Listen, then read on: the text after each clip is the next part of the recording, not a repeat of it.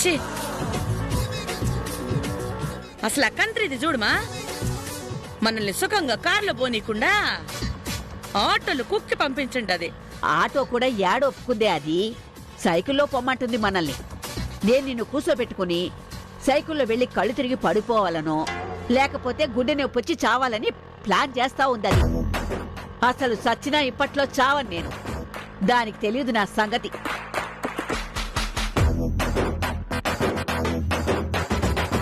అది మనల్ని అంత ఈజీగా చంపుద్దామా? రోజు కొంచెం కొంచెం ఏపుకు తినిగాని చంపుదు. అది కరెక్టే. నువ్వేం భయపడకే.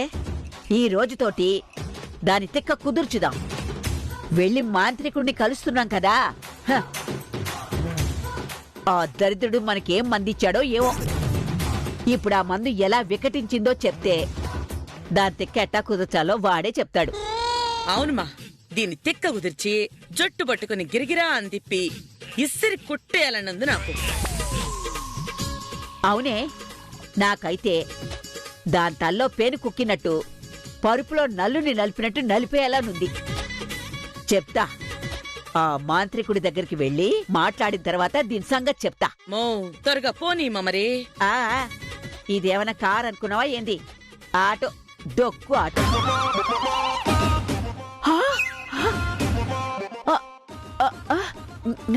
కనుకో ఏంది మా? వెనకాలది మనల్ని ఫాలో చేస్తూ వస్తుందే సైకిల్ మీద. అవునా? అయ్యో, తల బయట పెట్టమాకు. మనం చూసావని తెలియకూడదు దానికి.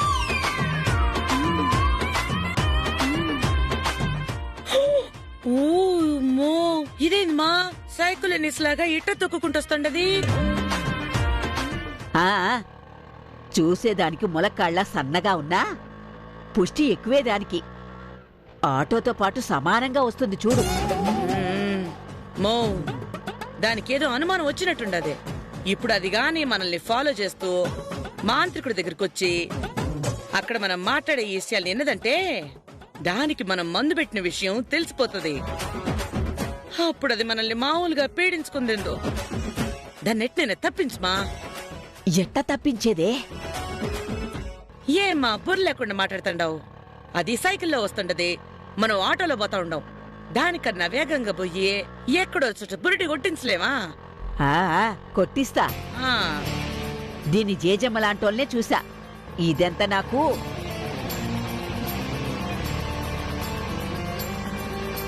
అమ్మో అమ్మో, ముసల్ది రేస్ లో పోయినట్టు పోతుంది. ఒసే ముసల్దానా, మెల్లగా పోనివే, సైకిల్ తొక్కలేకపోతున్నాను. దీనికేమైనా ఇంజిన్ ఉందా ఆటోకున్నట్టు? పోనిమ్మా.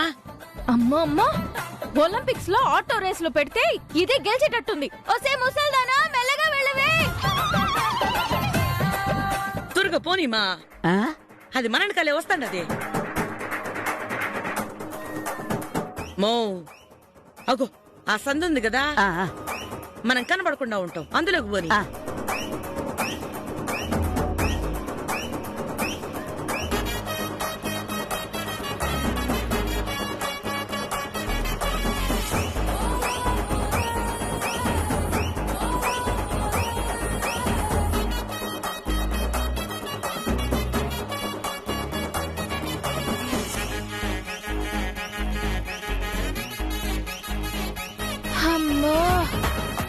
అమ్మా, ఈ ముసల్ది మామూలుది కాదుగా.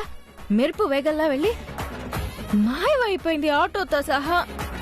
వీళ్ళిద్దరూ ఏదో గూడు పుటాని చేసి ఎక్కడికో వెళ్తున్నారు. పోనీ పోనీ, ఎక్కడికి పోతారో? ఎట్టుపోయినా మళ్ళీ తిరిగి ఇంటికే రావాలి కదా. అప్పుడు కనిపెట్టకపోతానా? వీళ్ళ సంగతి తేల్చకపోతానా? అమ్మా, ఇప్పుడు మళ్ళీ నుంచి సైకిల్ తొక్కుంటూ ఇంటికెళ్ళాలనా? దేవుడా, కర్మ.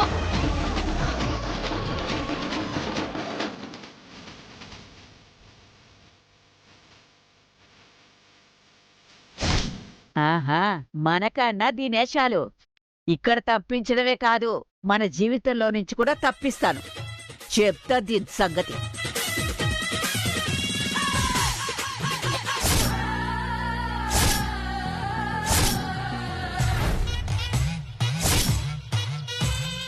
ఓం కాళికే మాతే నమః. ఓం కాళికా మాతే నమః. ఏంటిది? మనకి ఎదురుగా ఏదో బ్యాడ్ వైబ్రేషన్ కూర్చున్నట్టుగా ఉంది. హ? ఓ మీరా? మీరా సక్కుబాయి కాదు స్వామి, నేను కనకం, మాయమ్మ పావల శ్యామల.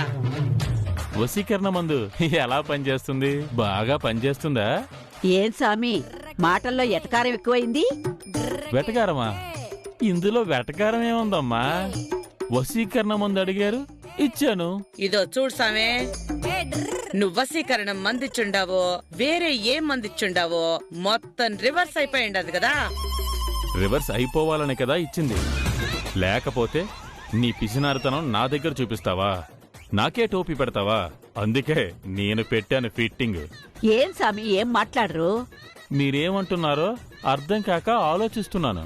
స్వామి నిజం చెప్పరా, నేను నా కోడల దయ్యం నా కంట్రోల్లో ఉండేటట్టు చేయాలనని, అది నా వశమయ్యేటట్టు వశీకరణం ఇమ్మని చెప్పిండాను. అదే మాదిరిగా దాన్ని నేను కంట్రోల్ చేసే శక్తి వచ్చే మాదిరి నాకు ఓ మంది ఇమ్మని చెప్పిండాను. సరే అని నేను 2 మందులు తీసుకుపోయిండా. ఆ వశీకరణం మంది ఇచ్చిన తర్వాత మొత్తం తలకిందులైపోయిండా స్వామి. అదేమో పిసినారితనంతో మమ్మల్ని పీల్చుకొని తింటా ఉండదే. మా మాట లెక్క చేయడమే లేదు. ఇంటిల్లిపాది లాక్కోలేక పీక్కోలేక చచ్చిపోతుండం. నిజం చెప్తామే, మీరిచ్చిన మందేంది? నేను మీరడిగిన మందే ఇచ్చాను. మీరు సరిగ్గా వాడారో లేదో? సరిగ్గా వాడకపోవడమేంది సామి? తెల్ల మంది దీని కోడలికి, నారింజ కలర్ మంది దీనికి ఇవ్వమన్నావు. అట్నే కల్పించింది. అవునా? అయితే తేడా జరగడానికి వీల్లేదే. ఏం జరిగి ఉంటుంది చెప్పమా? స్వామి చెప్పమా ఉప్మా అని అమాయకంగా మాట్లాడబాక. నువ్వు ఏదో మందు తేడాగా ఇచ్చిండావు. నేనేం తేడా చేయలేదమ్మా. బుద్ధిని బట్టే బ్రతుకులు అన్నారు. మీ బుద్ధులను బట్టి ఇప్పుడు మీ బ్రతుకులు నిర్ణయించబడ్డాయి. అంటే ఏంది సామి మీరనేది? చెప్పమంటారా? అసలు విషయం చెప్పమంటారా? నాకు తెలుసు, నువ్వే ఏదో మందులో మతలబు చేసిండావు. మరి లేకపోతే నీ కోడలు నీ వశమయ్యి కుక్కిన పేనులా బానిసలా పడుండడానికి వశీకరణ మందుకి 11,000 రూపాయలు అడిగితే చేతిలో 11 రూపాయలు పెట్టి నన్నే మోసం చేస్తావా? పైగా మీ అమ్మ నా దగ్గర పెట్టిన పూజలో నిమ్మకాయలే దొంగతనం చేసింది. మీ అమ్మగారు లాంటి దొంగలకి, నీలాంటి పిసినిగొట్లకి తగిన శాస్తి చెయ్యాలనే మీరడిగిన మందు కాకుండా మీకు బుద్ధి చెప్పే మందు ఇచ్చా. ఇప్పుడు నీ కోడలు పిసినిగొట్టు అవడంతో మీ ప్రాణాలు తోడేస్తూ ఉంటుందే. అవును స్వామి. నీకిప్పుడు ఉన్న ఆస్తినంతా విచ్చలవిడిగా ఖర్చు పెట్టి జలసా చెయ్యాలని అనిపిస్తూ ఉంటుందే. అవునవును స్వామి. ఆహా, నేనిచ్చిన మందు కరెక్ట్గా పనిచేస్తుంది. ఇప్పుడు కుదురుతుంది మీ తెక్క. లేకపోతే నాకు 11,000 ఎగ్గొట్టి 11 రూపాయలు ఇస్తారా? నాతోనే మీరు ఇన్ని వేషాలేస్తారా? స్వామి నా మీద పగ సాధిస్తుండావా నువ్వు? నేనేం చేస్తానో తెలుసునా? ఏం చేస్తావు? నా దగ్గర వశీకరణ శక్తులున్నాయి. నాతో పెట్టుకోకు. స్వామి స్వామి మీరు కోపడబాకండి. ఇదేదో ఆవేశంలో మాట్లాడింది. ముందు మమ్మల్ని ఈ కష్టాల నుంచి గట్టెక్కించండి. మీరు మా కష్టాలు పోయేదానికి ఇచ్చిన మందు మమ్మల్ని ముప్పు తిప్పలు పెడతా ఉంది. ఎట్టయినా దానికి విరుగుడు మంది ఇవ్వండి స్వామి. అవును స్వామి, నేను ముందులాగా మారిపోయే మంది ఇవ్వండే. అది బానిసలా పడుండే మంది ఇయ్యండే ప్లీజ్ స్వామి. కావాలంటే మీరు ముందడిగినట్టు ఆ 11,000 రూపాయలు ఇచ్చేస్తాను. మొదటిసారి బుద్ధిగా నేనడిగినప్పుడు 11,000 రూపాయలు ఇచ్చుంటే ఇంతదాకా వచ్చుండేది కాదు. ఇప్పుడు మందు విలువ 11,000 కాదు, 1,01 రూపాయి. 1,01 రూపాయా? మరి చేసిన తప్పుకి అపరాధం చెల్లించుకోవద్దు? స్వామి 1,00,000 రూపాయలంటే ఆలోచించుకోండి. ఆ మందుతోటి ఇదే మాదిరిగా తిప్పలు పడుతూ ఉంటారో, 1,00,000 రూపాయలిచ్చి విరుడు మందు తీసుకుంటారో మీ ఇష్టం. స్వామి మీరడిగినట్టే 1,01 రూపాయి తెచ్చిస్తాము. దయచేసి ఇరుగుడు మంది ఇవ్వండి. అది నా కట్టు బానిసలాగా పడుండాలా. నేను ముందు కనకంలా మారాలా. నా సంపాదన ఆస్తి నాకే తెలియకుండా మొత్తం వృధా చేస్తా ఉండా. అదేమో దాని పిసినర్థనంతోనే ఏపుకొని తింటా ఉండదే. తట్టుకోలేకపోతుండాను సామి. నీకు దండాలు సామి. సరే, మరి మాట తప్పకుండా 1,01 రూపాయి ఇచ్చేస్తావు కదా? ఆ, అస్సలు తప్పను సామి. 1,01 రూపాయి తప్పకుండా ఇస్తా. అయితే విరుగుడు మందిస్తాను. ఇచ్చే సామి, ఇచ్చే.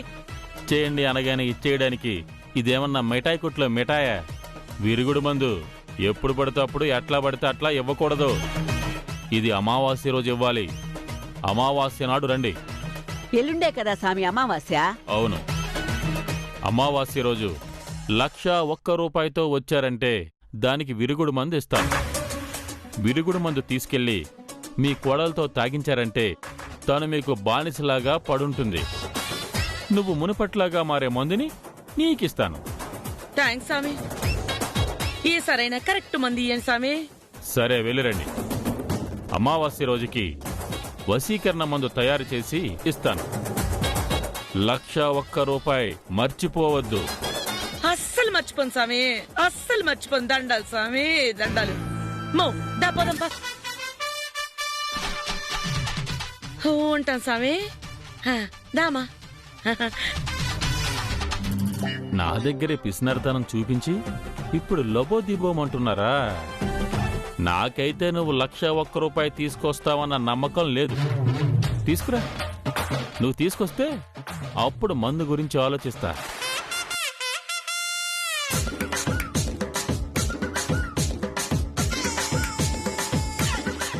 దీనమ్మ జీవితం చివరికి పేడకళ్ళు ఎత్తుకునే బతికైపోయింది. కనీసం కనకరత్నం యజమానిగా ఉన్నప్పుడు వంట పని మాత్రమే ఉండేది. ఇప్పుడు ఈ పెంట పని కూడా చేయాల్సి వస్తుంది. ఛీ, ఏం బతుకురా. ఈదిలో పేడకళ్ళు ఎత్తాల్సిన అగత్యం పట్టింది. చీ చీ చీ చీ, ఏంటో కర్మ.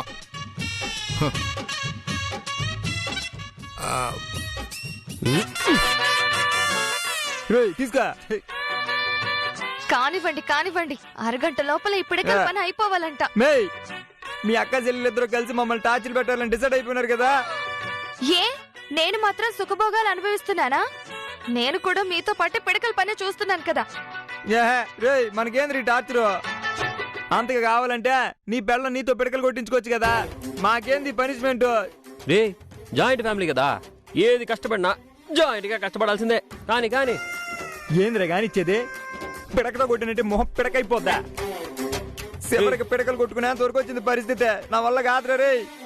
రే, నా వల్ల కాదు అని అన్నావు అనుకో, ఇంతకంటే ఘోరంగా అయిపోతుంది మన పరిస్థితి. కానీ జీవితం మనిషిగా పుట్టకుండా పశువుగా పుట్టినా బాగుండేదా? అటు ఇటు పోయి అడ్డమైన గడ్డి మేసా ఈదుల్లో పేడకల్లేతో స్వేచ్ఛగా తిరిగి ఉండొచ్చు. ఈడ పశువు కన్నా హీనమైపోయింది బతుకు. తీసుకో. మాటలా పనిగా నేను రా. కానిస్తాం. ఏంటిది? మన అల్లుళ్ళు మన అమ్మాయి పిడకలు కొడుతున్నారు. అదే కదా, వాళ్ళసలు మన అల్లుళ్ళు కూతురేనా? కనబడ్డంలా? అది కాదు, కొంచెం షాక్ లో ఉన్నాను నేను. మీరు షాక్ లోనే ఉన్నారు. నాకైతే బుర్రలో నరాలు కట్టయిపోయాయి. ఏంటి కర్మ వీళ్ళకి? ఆడుతూ పాడుతూ పేడకళ్ళెత్తుతుంటే అమ్మో, ఈ అంకులు వచ్చేసారు. సంబంధి చూసేసాం, రండి.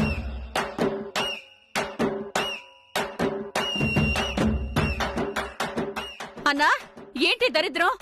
మీరు పేడకలు ఏరుకురావడం ఏంటి? వాళ్ళు పిడకలు కొట్టడం ఏంటి?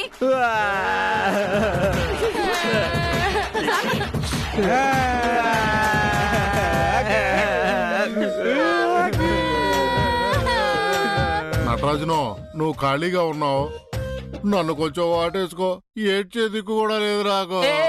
సంబంధి పేడ వాసన దూరంగా ఉండు. నీకు కూడా పేడకళ్ళు ఎత్తేవాళ్ళంటే చులకనైపోయింది కదా. వియ్యంకుండయ్యా నేను. ఏమైనా సరే పేడకంపే కదా, కొంచెం దూరంగా ఉండు. సరే ఒంటరిగానే ఏడుస్తాను. అబ్బబ్బబ్బబ్బబ్బ, ముందా ఏడు పాపండి. అసలు ఏంటి మీరు దరిద్రంగా పేడకళ్ళు ఎత్తుకుంటూ పిడకలు కొట్టుకుంటూ ఆ కనకరత్నం అంతకి తెగించిందా? కట్టుకున్న మొగుడుతోటి కొడుకులతో కోడలతో పేడకళ్ళు ఎత్తించి పిడకలు కొట్టిస్తుందా?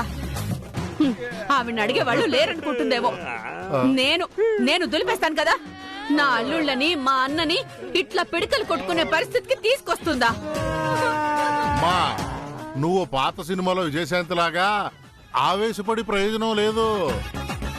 ఈ పిడకల వేటకి కారణం కనకం కాదు, మరి నీ కూతురు.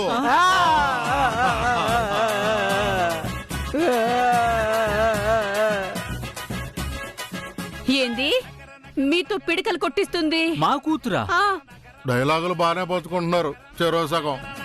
మా కష్టం పంచుకునే వాళ్ళే లేరు ఇక్కడ. అసలు ఈ ఇంట్లో ఎన్నాళ్ళు చాలా దరిద్రమైన బతుకుతున్నాం అనుకున్నాం, కానీ ఎన్నాళ్ళు బాగా బతికాం. ఇప్పుడే బానిస బతుకుతున్నాం. అసలు ఏమైందన్నా? అంత గీతే చేస్తుందమ్మా. బలిపశు సినిమాలో బానిసల్ని కొట్టి హింసిస్తారు చూడు, ఇంచుమించుగా అలాగే ఉందమ్మా మా పరిస్థితి. అదెందుకు చేస్తుందే ఇట్లా? మీతో పిడకలు కొట్టించడం ఏంటి?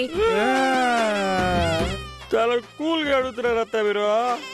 మీ కూతురు చేతికి పగ్గాలు వచ్చినప్పటి నుంచే ఆ పగ్గాలు మా మెడలకి వేసేసి మాకు ఊరి బిగించినట్టు బిగించి మాకు ఊపిరాడకుండా చేస్తుంది అత్త. మరి మీతో పిడకలు కొట్టించేంతగానా? హ, మా కూతురు అలాంటిది కదే. ఆహా, మేం కూడా అలాగే అనుకున్నాం నాయనా. కనకంతో పోరాడి పగ్గాలిప్పించాం. పైసామే పరమాత్మని, పైసాలోనే పవర్ ఉందనుకుంటా. నీ కూతురు చేతికి పవర్ రాగానే మా ఫ్యూజులు అయిపోతున్నాయి. ఇక్కడ గ్యాస్ అయిపోయింది, సిలిండర్ బుక్ చేయమ్మా అంటే ఇంటిళ్ళ పాదికి ఒక సిలిండర్ 4 నెలలు కూడా రావడం లేదు. ఎట్లయితే ఈ కొంప ఎలా బాగుపడుతుందని చెప్పి ఇక నుంచి వంట గ్యాస్ మీద వంట చెయ్యం, పిడకల పొయ్యి మీదే వంట చేయాలి అని చెప్పి మాతో ఈ పిడకలు కొట్టేస్తుంది. అసలు పిడకలు చేసుకోవడానికి పేడకళ్ళకైనా మీ ఇంట్లో పశువులు ఉండాలి కదా. పశువులు లేవు కదా. మాకు పశువులు లేకపోతే ఏంది మావా? ఊరు నిండా పశువులే కదా. బయటకు పోయి తిరిగి ఇంటికి వచ్చేటప్పుడు ఈదిలో పేడకళ్ళు వస్తాయి కదా, అవన్నీ మా నాయన ఎత్తుకొస్తా ఉంటాడు. మేమేడు పిడకలు కొడతా ఉంటామా. ఈ పిడకలు కూడా చాలా పొదుపుగా వాడుకోవాలంట, మిగిలిన మార్కెట్ లో అమ్మాలంట. అంతకంటే అన్యాయం ఏంటో చెప్పనమ్మా. అసలు పళ్ళు తొంకడానికి పళ్ళ పొడి కూడా లేదు. ఈ పిడకల బూడిదని అలాగే జల్లించి జాగ్రత్తగా దాచిపెట్టుకుంటే మెత్తని పళ్ళ పొడి అవుతుందంట. దాంతో పళ్ళు తొంకాలంట మేము. ఎక్కడది? లోపల పూజ చేస్తుంది, వెళ్ళి చూడుపో. దాని పూజ ఎంత బాగుంటుందో. అవునా, పూజ చేస్తుందా? ఇప్పుడు దానికి నేను చేస్తాను బడత పూజ. ఏం సామి, రండి. వెళ్ళండి వెళ్ళండి, మీకే తెలుస్తుందా. కానీ రా, మిగిలిన పిడకలు కొట్టండి లోపు. ఏం దోస్తున్నావు? పోయి ఆ పేడ పట్టకరా వాళ్ళకి. కర్మ.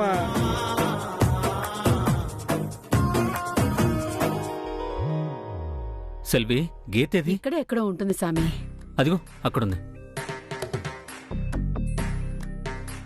ఏలుమలయప్ప, నీకు పువ్వులతో పూజ చేయలేదని కోపగించుకోబాక పువ్వులు తెచ్చి నీకు పూలాభిషేకం చేద్దామనుకుంటే మార్కెట్లో పువ్వులు మొత్తం నిప్పు రేట్లుగా ఉన్నాయి.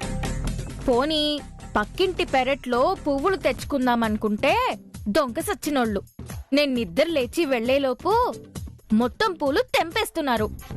ఏదో మన కాంపౌండ్ లో ఉండే 2 పువ్వులు తెచ్చిపెట్టి నీకు పూజ చేస్తున్నా, లేకపోతే నీకు పుష్పాభిషేకం చేసేదాన్ని. ఏంది సామి? వాస్తవానికి రాత్రి పడుకునే ముందు నీకు ఏ నైవేద్యం పెట్టాలా అని ఆలోచించాను. నీకు పాల పాయసం చేసి నైవేద్యం పెట్టి ప్రసాదం ఇద్దాం అనుకున్నాను. కానీ ఆ పాల పాయసంతో నైవేద్యం పెడితే తర్వాత ప్రసాదం పేరుతో మేం తినాలి. ఇప్పుడు ప్యాకెట్ పాలన్నీ విషతూల్యం అయిపోయినాయని టాకు. ఆ విషపు పాలు నీకు ఎట్టా పెట్టేది స్వామి? అందుకని పాల పాయసం వద్దనుకున్నాను. సరే, పాల పాయాసం పోతే పోయింది, చక్కెర పొంగలి చేద్దాం అనుకున్నా. చక్కెర పొంగలి చేద్దామని చక్కెర డబ్బా తీస్తే చక్కెర నిండా చీమలే. చీమలు ఎంగిలి చేసిందాన్ని నీకు నైవేద్యంగా ఎట్టా పెట్టేది? అందుకని చక్కెర పొంగలి క్యాన్సిల్ అయిపోయింది. ఆ? ఏంది సెల్వి ఇది? పోనీ బెల్లం పొంగలి చేద్దామనుకుంటే ఇంట్లో ఏమో బెల్లం లేదాయే. అందుకని నీకు వచ్చే వారం చక్కెర పొంగలే చేస్తాను. వచ్చే వారం మాత్రం చక్కెర పొంగలి ఎట్లా చేస్తావు? చీమల ఎంగిలి చేసిన చక్కెర కదా అని నువ్వు అనుకుంటావేమో. రేషన్లో చక్కెర వస్తుంది, అప్పుడు చేస్తా. ఈసారి చక్కెర డబ్బాకి చీమలు పట్టకుండా జాగ్రత్తగా చూసుకుంటాను. ఈ పూటకి ఇట్ట సర్దుకో. ఏంది సెల్వి, మన గీతనా? కాదు, ఒక 30 ఏళ్ల క్రితం కనకరత్నం ఉండుంటే అచ్చం ఇలాగే ఉండేదేమో సామి. కాదు కాదు, 25 మంది కనకరత్నాల్ని చూస్తున్నట్టుగా ఉండాది. ఆ మాట నిజమే సామి. అసలు ఇదేంటి ఇలా అయిపోయింది? దేవుడికి పూజ అంటే అసలు ఎన్నెన్ని పూలు తెచ్చేది, ఎంత గొప్పగా అలంకరించేది, ఎన్ని రకాల నైవేద్యాలు పెట్టేది, ఎంత నిష్టగా ఇష్టంగా దేవుణ్ణి భక్తితో పూజించేది. ఇప్పుడేంటి సామి, ఇది దేవుణ్ణే మభ్య పెడుతోంది.